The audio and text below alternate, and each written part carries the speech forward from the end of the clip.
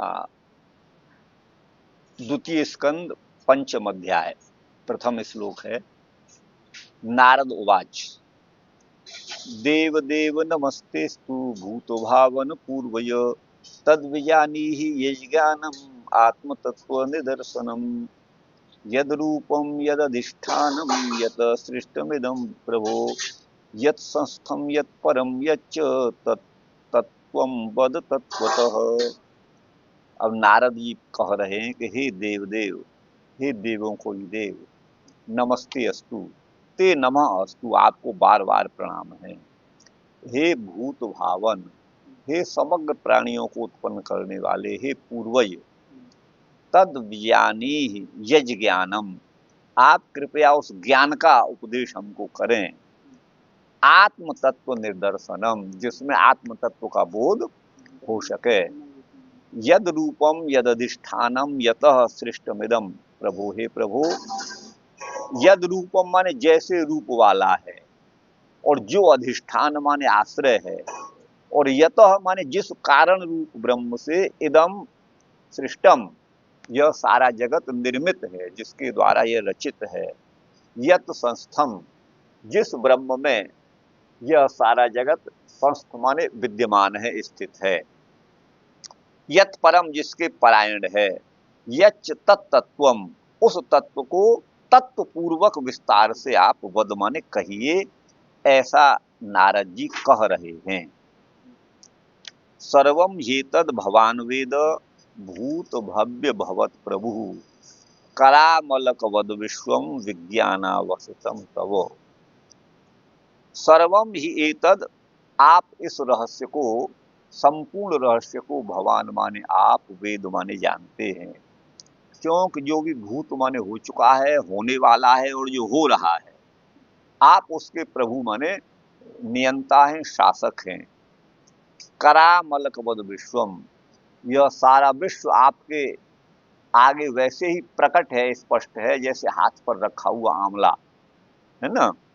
करामलक वद विश्वम विज्ञानावसितम तव, यह सब आपके ही ज्ञान के अंतर्गत है। हे प्रभु, आप कृपा करके मुझे बताएं। यद विज्ञानो यदाधारो यद परस्त्वम यदात्मकः एकः श्रियसि भूतानि भूतैरेवात्म मायया। यद विज्ञानो, जिस विज्ञान वाला है, यदाधार, जिस आधार वाला है, यद पर, जिसके परायण है, और यदात्मक है माने जैसा है, जिस स्वरूप वाला है। एक सृजसी भूतानी, आप अकेले ही सारे प्राणियों को उत्पन्न करते हो। तो बोले काय से बनाते हो प्राणियों के देह को? भूतैरेवात्म मायया, अपनी आत्म माया के द्वारा, आत्मशक्ति के द्वारा भूतों से, पंचभूतों से सारे जगत का निर्माण करते हैं। आपको कहीं मिल रहा है ऐसा कि भगवान स्वयं बन गया? सब वही मिलेगा। आत्मन भावयसे तानि न परान भावयन स्वयं आत्मशक्तिमवष्टभ्य ऊर्णनाभि रिवाक्लमः। हे प्रभु, आत्मन भावयसे तानि, आप तानि माने सारे भूतों को अपने ही अंतर्गत उत्पन्न करते हो। भावयसे का मतलब उत्पन्न करते हो। पराभावयन स्वयं, आत्मन भावयसे तानि न पराभावयन स्वयं, आप किसी दूसरे के आश्रित नहीं हैं, आप स्वयं समर्थ हैं। आत्मशक्तिमवष्टभ्य, आप अपनी शक्ति का ही, शक्ति का ही के आश्रय से ही ऊर्ण नाभि के समान, ऊर्ण नाभि माने कीड़ा होता है, मकड़ी को ऊर्ण नाभि कहते हैं, उसी तरह आप अक्लम, बिना किसी परेशानी के, बिना किसी बाधा के सारे जगत को बनाते हो, जैसे मकड़ी जो है वो जाला बना देती है। अच्छा, यहाँ अद्वैतवाद की पुष्टि में मकड़ी के जाले का बड़ा उदाहरण अद्वैतवादियों ने दिए हैं। जैसे मकड़ी तंतु बनाती है तो स्वयं ही उसका उपादान है और स्वयं ही निमित्त ही है, लेकिन वो ये भूल जाते हैं कि जो मकड़ी है वो जड़ और चेतन दो का समूह है। जब वो चेतन तत्व उस मकड़ी में से निकल जाता है तो न तो वो चेतन तत्व बना सकता है और न मृत मकड़ी ही उस जाले को बना सकती है। आप ध्यान दीजिएगा, नहीं बना सकती है ना। हाँ, नहीं बना सकती है। वस्तुतः वो जो कुछ खाती है उसको फिर उगल देती है तो वही तंतु जैसा हो जाता है, बाकी और कुछ नहीं है। बाकी तो ऐसा तो जो हम खाते हैं और निकालते भी हैं गुदा के माध्यम से, हम भी वो करते हैं, लेकिन उसका निकालना गुदा से वो धागे जैसा होता है, बस और कोई विशेषता नहीं है। वो मकड़ी जो है वह चेतन तत्व बैठा हुआ है, तब वो बना रही है मकड़ी के देह से। हर प्राणियों का पुरुष माने विष्टा अलग अलग तरह की होती है, गाय की अलग होती है, भैंस में भी अंतर मिलेगा, मनुष्य का अलग रहेगा, नील गाय की आप देख लेना, सुअर किसी को भी देख लेना, तो उसका भी एक है वो प्रकार।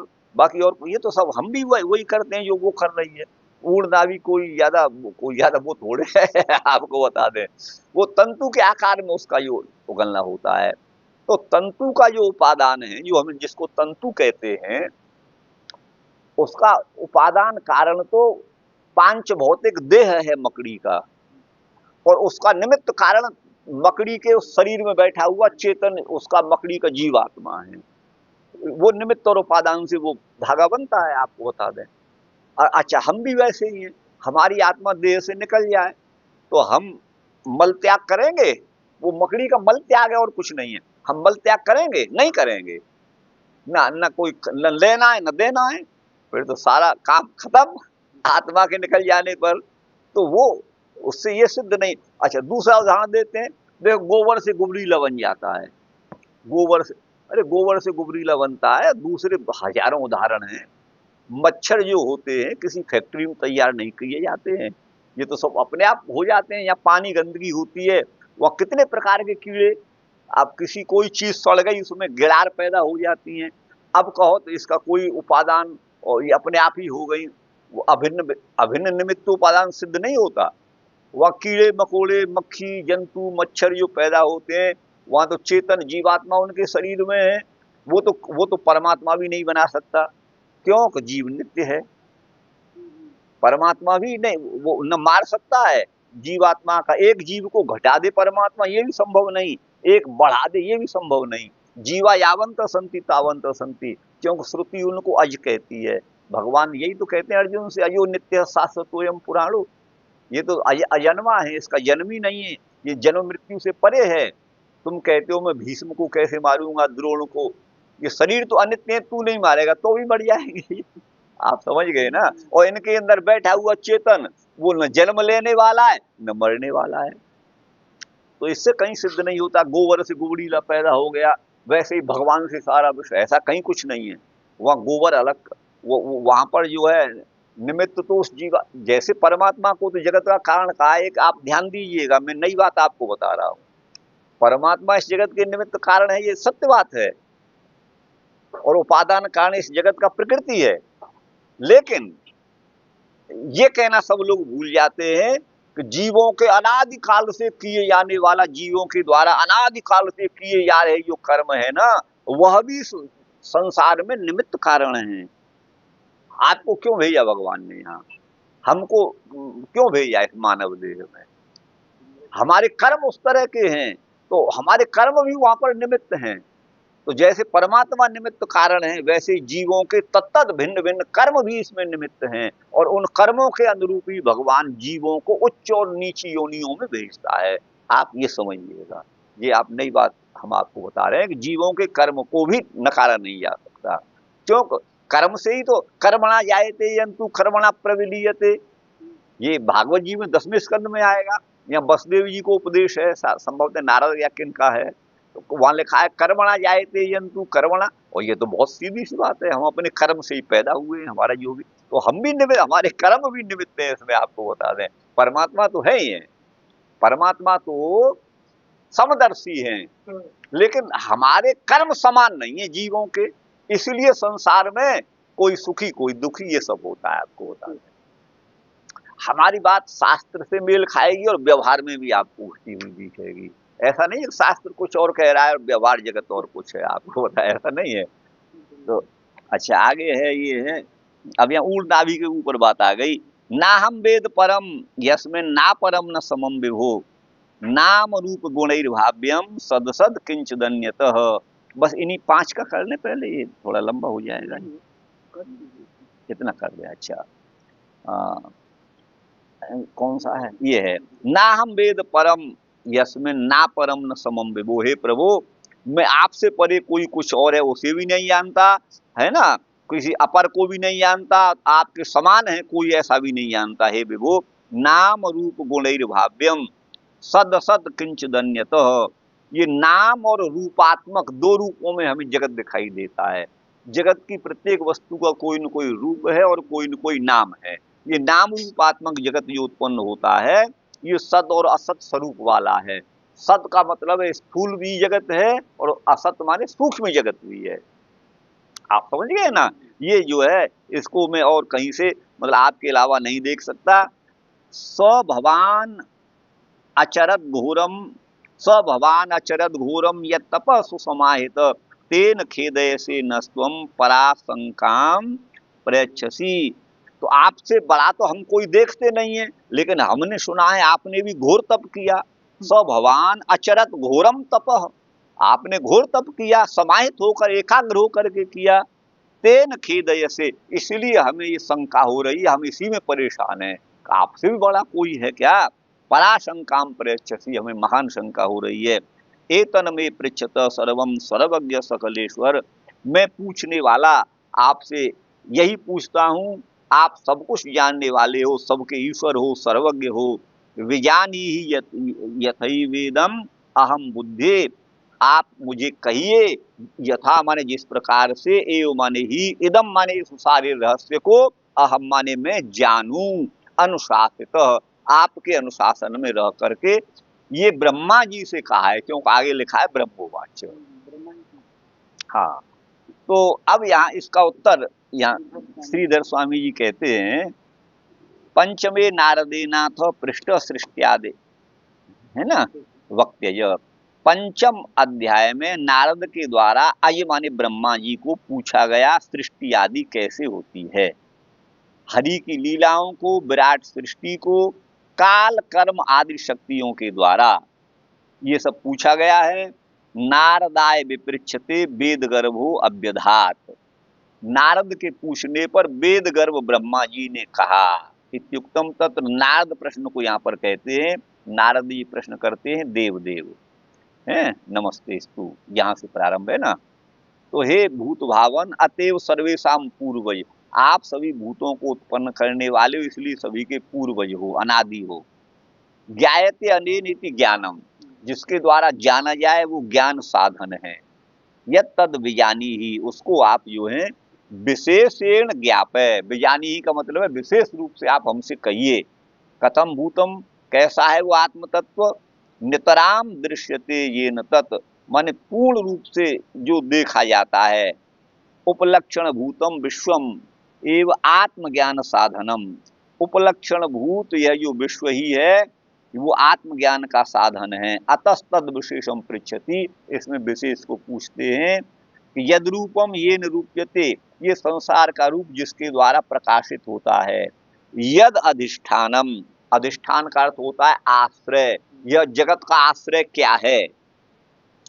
ये तो ये न सृष्टम, जिसने ये बनाया है, यत संस्थम, जिसमें स्थित है, यस्मिन लीयते, जिसमें विलीन होता है, यत परम, यद अधीनम, जिसके अधीन है, और यदात्मक माने जैसा है। स्वतः सत कारण तो वा, अथवा किसी कारण से उत्पन्न है ये जगत, इस बात को बताइए।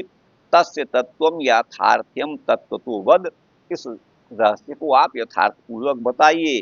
न जाना, न जाना माती है, न जानामी कर दीजिए, म पर ये लाइए, न जानामी होगा, ये मां नहीं होगा। मैं नहीं जानता हूं ये आप नहीं कह सकते, क्योंकि आप तो सर्वज्ञ हो। सर्वमिति, भूतम माने जातम, अर्थात जो हो चुका है। भव्यम जो होगा, भवत माने जो हो रहा है। तेसाम, प्रभु आप उसके स्वामी मालिक हैं। अविशिष्ट रूप से समग्र ज्ञान का निश्चय आपको है। आस्तामिदम आदौ तावत त्वामेव कथय, आप आदि में जैसे भी सृष्टि की रचना करते हैं उसको आप कहिए। यतो यस्य विज्ञानम, जिसका जो विज्ञान है। कस्तम विज्ञानद, आपको आखिर सृष्टि निर्माण का ज्ञान कैसे हुआ, किसने आप, किससे आपको दिया। यदाधार माने कस्तवाश्रय, तुम्हारा आधार, आधार क्या है, किसके अधीन हो। यत पर, यदात्मक माने कैसा स्वरूप है।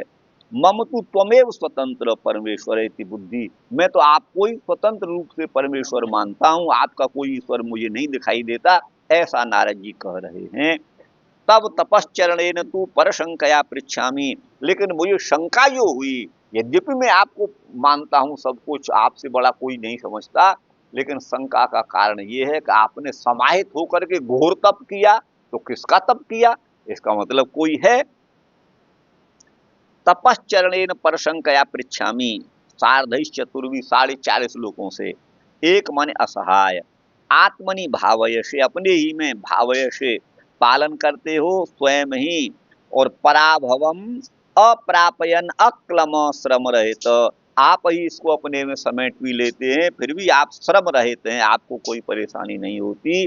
जैसे ऊर्ण नाभि माने मकड़ी, आत्मना एव शक्तिम अवष्टभ्य, अपनी शक्ति से ही जाला बना देती है, वैसे आप ही अपनी शक्ति से इस जगत को रचते हो।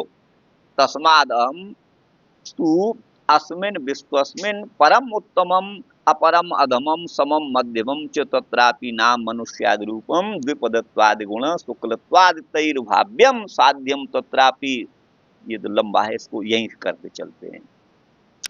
अस्मिन् विश्वस्मिन्, इस सारे विश्व में, परम माने उत्तमम और अपर माने अधमम, उत्तम और अधम और समान मध्यम, उसमें भी नाम माने मनुष्यादि, ये नाम जो हैं, और रूप, और द्विपदत्वादि माने 2 पैर वाले 4 पैर वाले आदि, ये सारा संसार है। शुक्लत्वादि, कोई सफेद है, कोई काला है, कोई नीला है, कोई पीला है।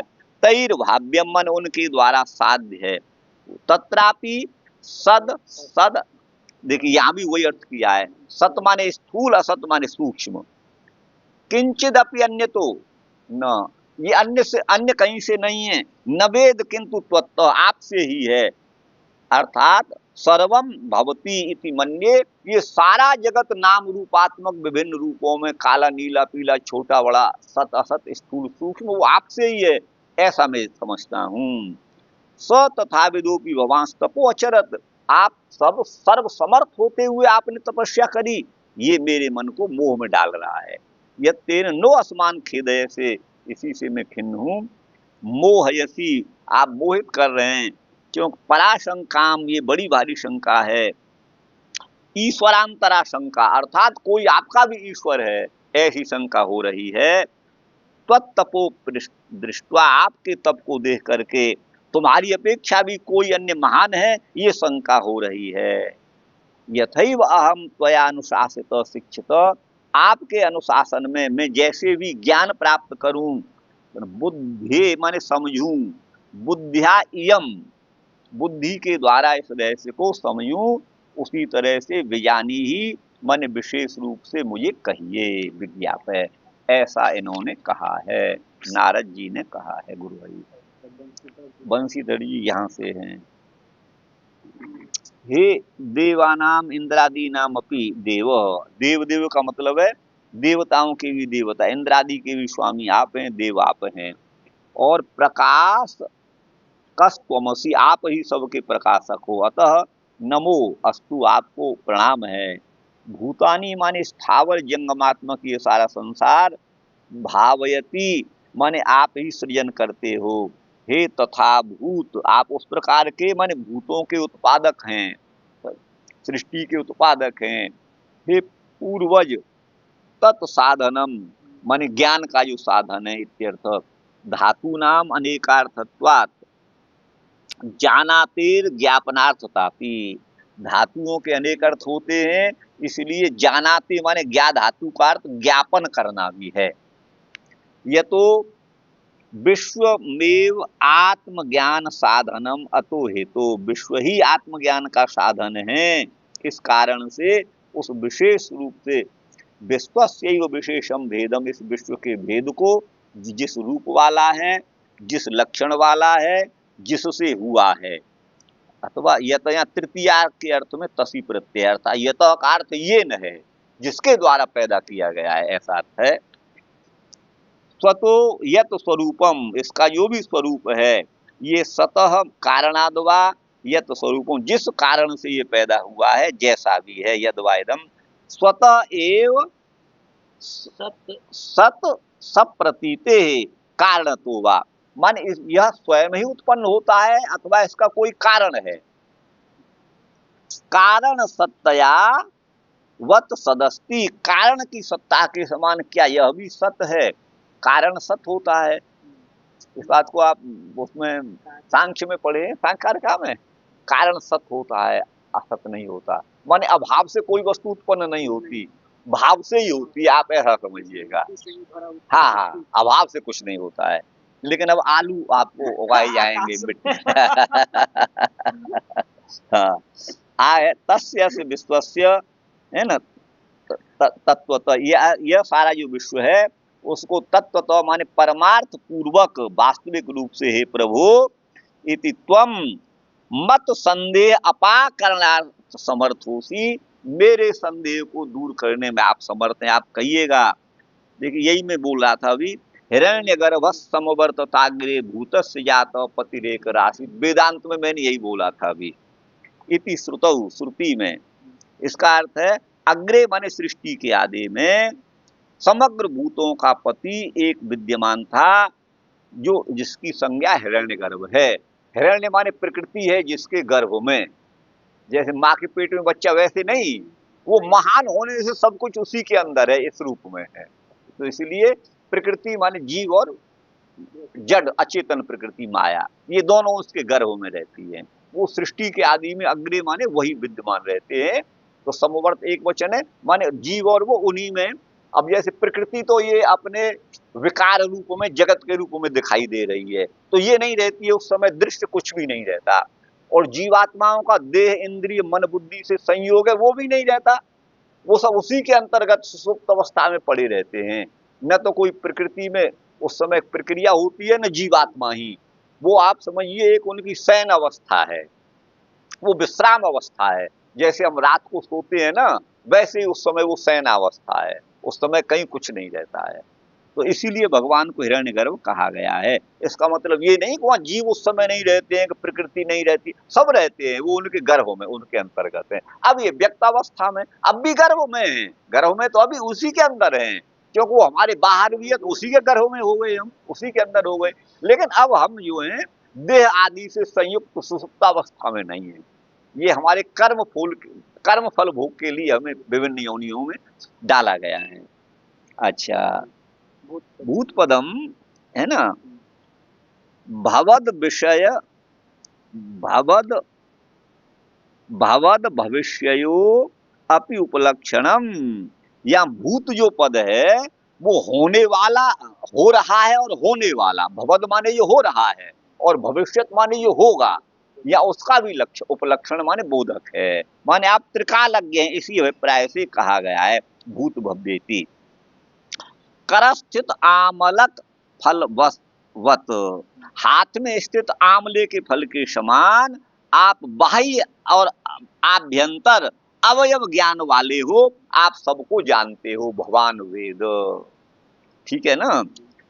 ननु आमलकस्य स्थूलांतरावयव प्रतीतावपि सूक्ष्म तरावयव प्रतीतेर दृष्टान्ते वैषम्यम। बोले हाथ हथेली पर आमला रखा हुआ है, ये दृष्टांत तो विषम हो गया। कैसे? ऊपर से तो हम आमले को जानते हैं, इतने आकार वाला है, लेकिन इसके अंदर क्या है, अंदर से तो हम नहीं जानते। तो आप ये ब्रह्मा जी के लिए कहा करामलवत, आप सारे विश्व को जानते हो, तो हाथ पर रखा हुआ आमला तो बाहर से ही ज्ञात होता है, अंदर से तो ज्ञात नहीं होता। तो इसका मतलब ब्रह्मा जी अंदर की बात नहीं जानते हैं, ये शंका यहाँ पर होती है। ये दृष्टांत में वैषम्य है। तो तत्र श्लेषेण आ, वहां श्लेष अलंकार के द्वारा कहते हैं, माने द्व्यर्थक है वहां पर। क्या? अमलम निर्मलम तत्कम जलम आमलकम। देखिए अमल, आमलक क्या बनता है? अमल, अमल माने निर्मल, और क माने जल, कम पद जल का वाचक है। कम सुख को भी कहते हैं, कई अर्थ हैं कम के। चैति अमलकम माने निर्मल जल को अमलक कहते हैं, निर्मल जल को ये तो बंसीधर ही घुमा सकते हैं, दूसरा कोई नहीं घुमा सकता। अमल माने निर्मल और कम माने जल। निर्मल जल जैसे होता है ना, वो कर स्थित आमलक फल। हाँ हाँ, करे अमलकम करामलकम। कर में अमलकम माने निर्मल जल है, तो आप उसे जानते हैं पूरी तरह से कितना है ये है, तो उसका वो तो निर्मल जल पारदर्शी होता है, तो उसके भीतर भी देख लिया। करामलवत का कितना गजब का अर्थ किया है, आप समझिएगा, है ना गजब का अर्थ। हाँ हाँ, तद्वत यथा करस्त निर्मल जले अति सूक्ष्म रेखादेर ज्ञानम। जल हमारे हाथ में रखा है, लेकिन हमारे हाथ की रेखा उसमें अंदर दिख रही है, तो जल के बाहर भीतर सब हम देख रहे हैं। ये करामलकवत है। कितना कहाँ से घुमा के लाए। देखिए ये अर्थ हमको बड़ा आज नया मिला है। हम तो यही समझते थे करामलक, ये शंका हमको भी होती थी कि करामलक हाथ पर आमला रखा हुआ है, तो हम बाहर से ही तो उसे जानेंगे भाई, उसको भीतर से हम कैसे जानेंगे। तो ये अर्थ इन्होंने किया है, अब ये खुल रहा है, अब इसका अर्थ ये समझना चाहिए करामलकवत ये है भवती। तथा अति सूक्ष्म वस्तु, अत्यंत सूक्ष्म वस्तु है विश्वस्मिन् तब अज्ञातम नास्ति। सूक्ष्म से सूक्ष्म वस्तु तो हमारे लिए अज्ञात नहीं है। ब्रह्मा जी आप सब कुछ जानते हो। इदम विश्व वृत्तम आस्ताम तिष्ठतु, ये विश्व का वृत्तांत है, लेकिन आत्मानम स्वमेव त्वम ब्रूहि, आप उस आत्म तत्व को कहिएगा। आर्थिको अयम अर्थ, ये अर्थ लभ्य है। एवं अग्री पे आगे भी आत्मनि भावय से न पराभावयन्ति न स्वैभवाधिक्येपि सतीति शेषः। सूर्यादौ विद्यमाने दीपादे पराभव दर्शनात्। आत्मनि भावय से न पराभावयन्ति, यह सब आप ही अपनी शक्ति से रचते हो, कोई दूसरा इसमें वो नहीं है। स्ववैभवाधिक्येपि, आपके अपने आपने अपने वैभव का आधिक्य है। वैभवाधिक्येपि सती विशेष, सूर्य आदि के विद्यमान रहने पर जैसे दीपक का पराभव हो जाता है। दीपक जो है वो माने उसका तेज प्रकाश क्षीण हो जाता है। आगे लिखते हैं अतः उपादान कारणत्वमेव भवत आयाति सूर्यादौ विद्यमाने, क्या है विद्यमाने रश्म्यादेश तद आदर्शनादिति भावयति संदर्भ। इसका ये भाव लिखते हैं उपादान कारणत्वमेव भवतः, उपादान कारण ही है ना। अब यहाँ भवतः आयाति, आपका आप ही उपादान सिद्ध होते हैं, ये कह रहे हैं। भवतः उपादानत्वम आयाति, आप ही इसके उपादान माने आप ही बनने वाले और बनाने वाले भी है, ये है आयाति। सूर्यादौ विद्यमाने, सूर्य आदि के विद्यमान रहने पर रश्म्यादेश तद अदर्शनात्, उसकी रश्मियों का दृष्टिगोचर नहीं होता, ये भाव है। भावयसे का मतलब पालन करते हो। तानी न पराभावयन अन्यत पराभावम अप्रापयन, अर्थात दूसरी वस्तु से वो पराभूत नहीं होता। आपका जो बनाया हुआ विश्व है वो आप ही बनाते हैं, किसी दूसरे के वश में वो नहीं है। यस्मात् त्वमेव सर्वेश्वर, आप ही सर्वेश्वर हो। तस्मात् दे, तो इस कारण से, तत्रापि माने उसमें भी, उत्तम अधम आदि रूप होने पर भी हे विभु अहो सर्वेश्वरो भूत्वा अयमपि कंचन ध्यायति इति तब विभुत्वेपि संदेहो अस्ति इति भावः। अब यहाँ पर ये कह रहे हैं उत्तम अधम आदि रूप वाला ये जगत हमको दिखाई देता है हे विभु, ओहो आप तो सर्वेश्वर होकर भी, अयमपि कंचन ध्यायति, आप सर्वेश्वर होकर भी किसी का ध्यान अगर करते हैं, ब्रह्मा जी से कह रहे हैं, आप तो विभु हैं, माने विभु के दो अर्थ होते हैं, एक तो सर्वसमर्थ और दूसरा व्यापक। आपके सर्वसमर्थ होते हुए मुझे ये संदेह हो रहा है कि आप किस दूसरी शक्ति की उपासना कर रहे हैं। तेन तप आचरणेन, इस आपके तपस्या से हमें शंका होती है। सर्वज्ञ हैं आप, सर्वज्ञत्वात्, सर्वज्ञ होने से ना बुद्धिमपि जाना सेव, आप हमारी बुद्धि को भी जानते ही होंगे। हे सकलेश्वर, सकल जगतस्त्वमेव बुद्धिदाता, सारे जगत को बुद्धि देने वाले आप ही हो। आप सकलेश्वर होने से मम तो पुत्रस्य तद्दाने का वार्ता, मैं तो आपका पुत्र हूँ, आप उस ज्ञान को मुझे भी दें। अब जब सबको ही आप देते हैं तो मुझे क्यों नहीं देंगे, ये भाव है। बस इतना।